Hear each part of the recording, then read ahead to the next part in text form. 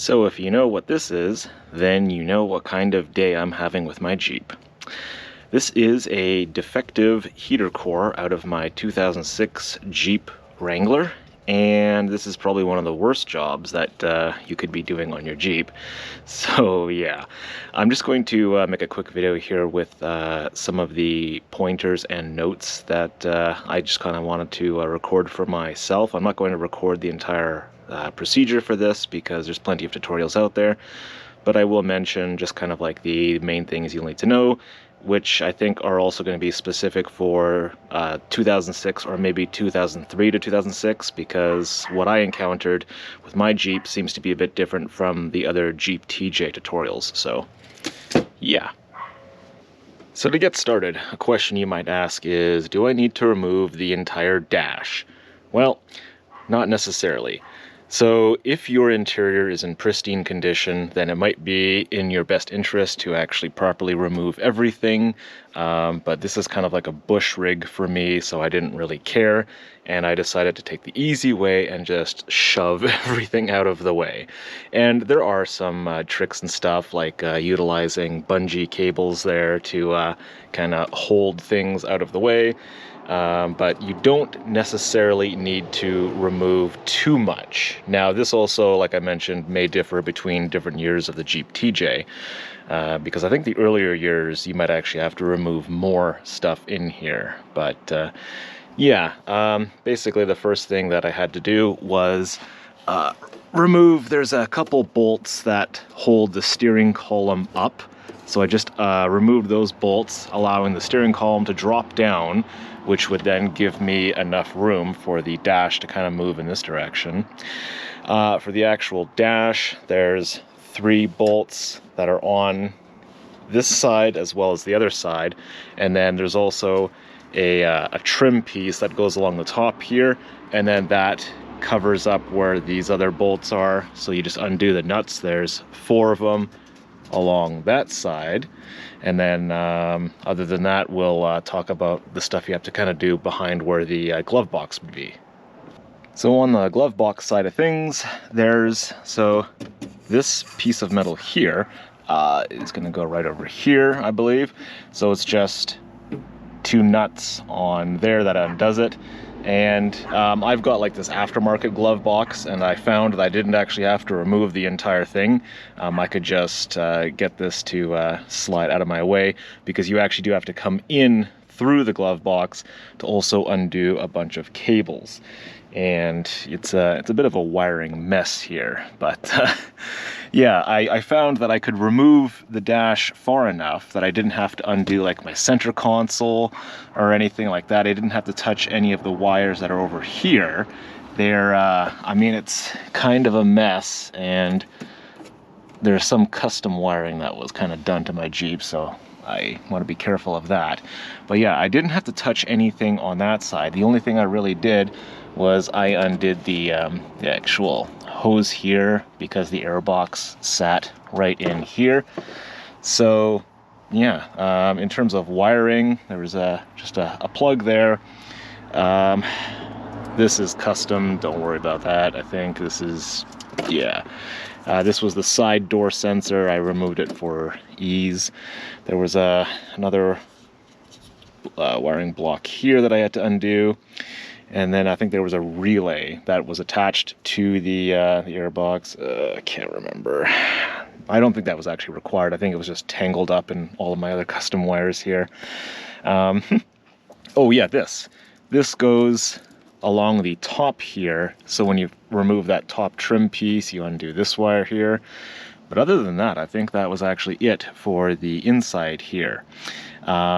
And one thing I'll also note, you do actually have to unscrew this fuse box, because it actually blocks the removal of the airbox. So you just have to unscrew it and then kind of push it out of the way when you're trying to remove the unit. But other than that, yeah, there wasn't a whole lot of wiring that I had to disconnect from in here, which is good, because I absolutely hate dealing with wiring. Now, there's actually one thing I need to also mention.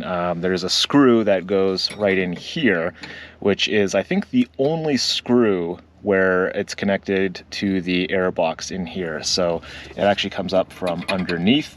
So I think you could actually access that one just through the glove box anyway. I can't really remember in which order I did all of that in, but yeah, so there is one screw on the inside which was holding the air box to the shell there.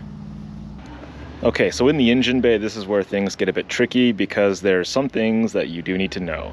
So as you can see, I kind of installed a temporary bypass for the heater hoses because just in case I needed to actually drive this before I'd finish the job, I needed to implement that. But you do also have to, if you have AC, you have to discharge your AC system, and then you also need a special tool that kind of goes around in here to pull these lines open. I think most auto parts stores would have that. For where the air box bolts into the firewall, for ease, you'll probably want to remove your battery. I also removed the battery tray, but I don't think that was actually required. What you have to get to is you won't be able to see the actual stud because obviously my air box is removed, but kind of like below the PCM, there's a little hole right in there, so one comes through there. I think I used an 11mm nut, or wrench rather, to undo the nut on there.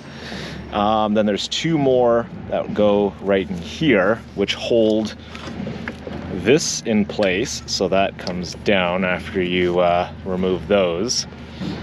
And then the tricky part is there's two more right in here. So this is the easier one to get to. It's right in there.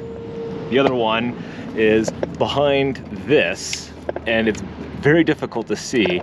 And this was the tricky one that was in there because I removed one nut, and then there was like this little air director thing that was back there, and I yanked that out. It's this piece right here. And then under that was actually another nut. So I didn't know that at first, and it was like nighttime when I was trying to do this. It was a pain in the ass, but yeah, so I had to undo a total of two nuts on that one stud that's behind this. And yeah, that was very inconvenient to remove. So basically, yeah, the dash just kind of lifts upward, and then you just kind of push it out of the way. Fuck, I just noticed this is kind of bending. I'm gonna have to make a note of that for myself to fix that as I reinstall. So yeah, for stuff like that, if you really cared about the interior of your Jeep, you might want to go ahead and do the entire removal, but that does involve like removing the entire steering column and all the wiring and stuff like that. And for a bush rig like mine, that's way more work than I was willing to do. So yeah, but then once you have all of the nuts undone on the firewall side, the entire air box just kind of pulls out fairly easily.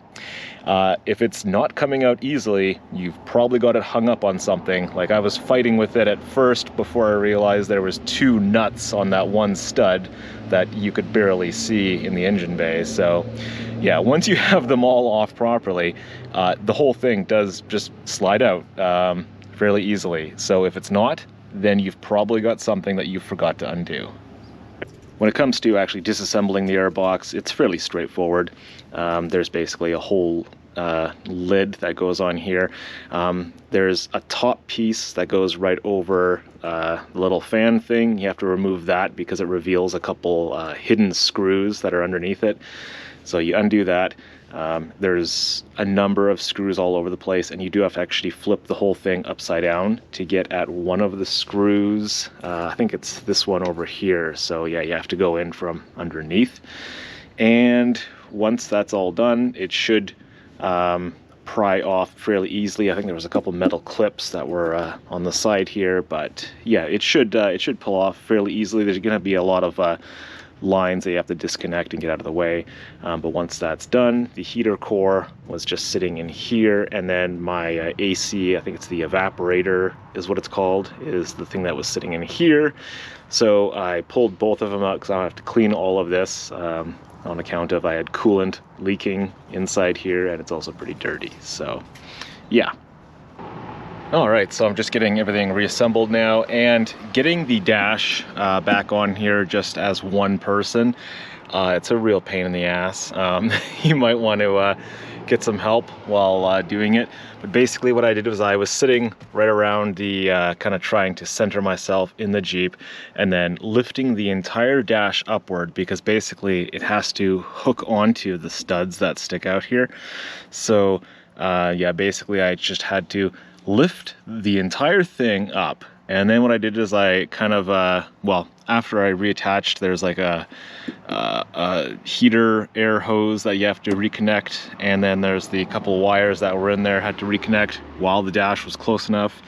And then what I did is I kind of hooked this side on first. So I got these two holes lined up, the ones that are down here. I got that lined up, and that side was kind of hanging down a little bit.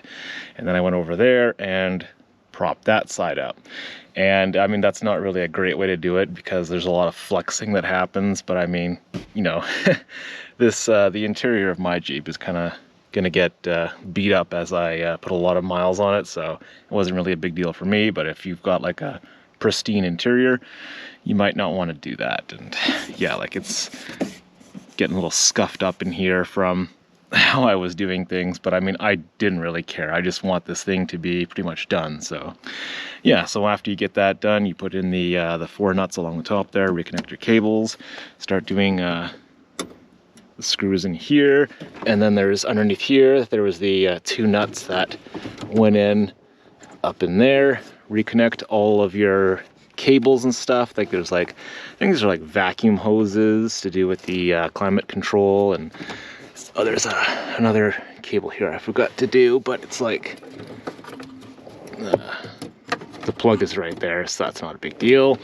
But yeah, and then what I'll do after is I'll raise the steering column back up, reattach all of the screws. I took off these plates that were on here. I don't think I had to do that, so you could just not do that. So but yeah, I mean, other than that, it's this is a very pain in the ass job, but it's not difficult, to be honest. So, and yeah, on the engine bay side, I've never replaced a heater core before. I think what I'm going to do is just like kind of fill it with coolant first, so it's not just all air in there when I actually fire up the motor.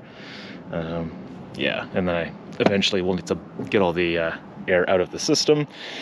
But yeah, I'm just doing up all of the like for example, the nuts on these, so it's all yeah, it's all pretty secure. So I mean, this isn't a terrible job. There could be worse jobs, but for me, unfortunately, the timing was pretty bad because it's winter almost. It's freezing out here. It was -5 degrees Celsius this morning.